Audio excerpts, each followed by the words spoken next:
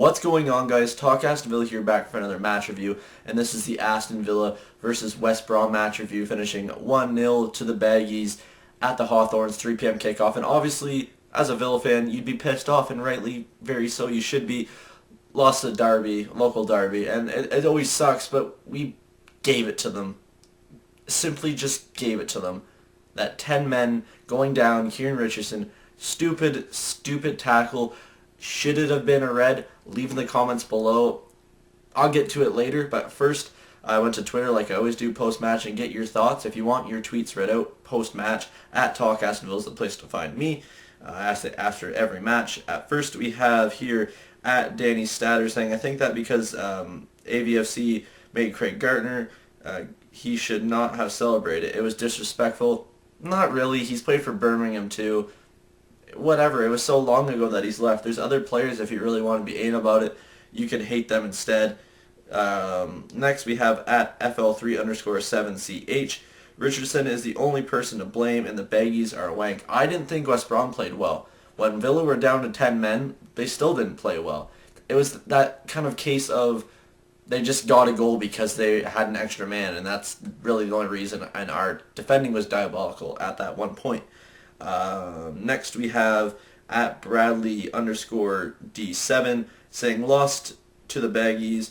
Now it is embarrassing. Hashtag AVFC. I do agree. It is embarrassing. If we had 11 men on the pitch, I think we would have won.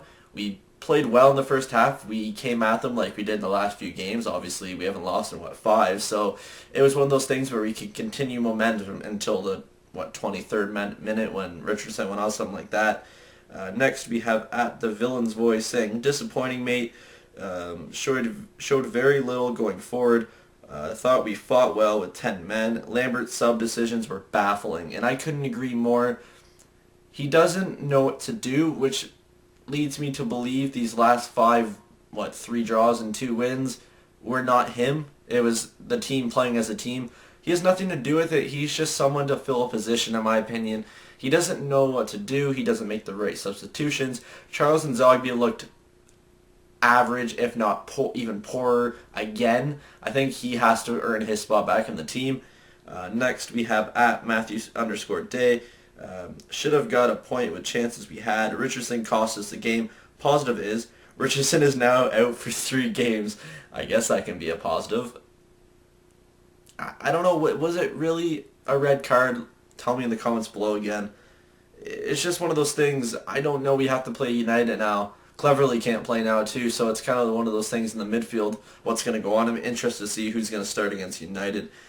Next we have at Ben Anthony Tyler saying, what Lambert isn't doing, playing Grealish, I don't know, but we go again. United next week, maybe we can shock a few. He also says, Richardson is making a reckless challenge that is not needed. Still behind Lambert if he can spend right in January. I'm surprised to see someone still behind him. For me, 3 draws and 2 wins in a row, and just the cluster isn't enough for me to him stay in. I don't know who he'll bring in January. Vlaar I could see leaving, so maybe they'll have some excess cash there, but you never have to know with him and Lerner.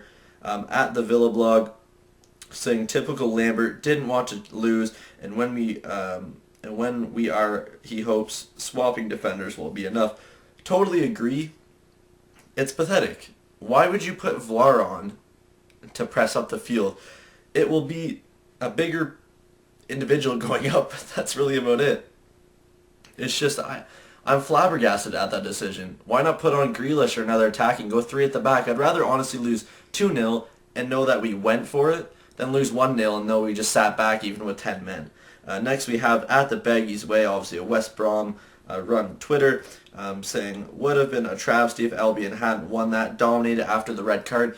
And not to lay into Albion, they should have, and they did.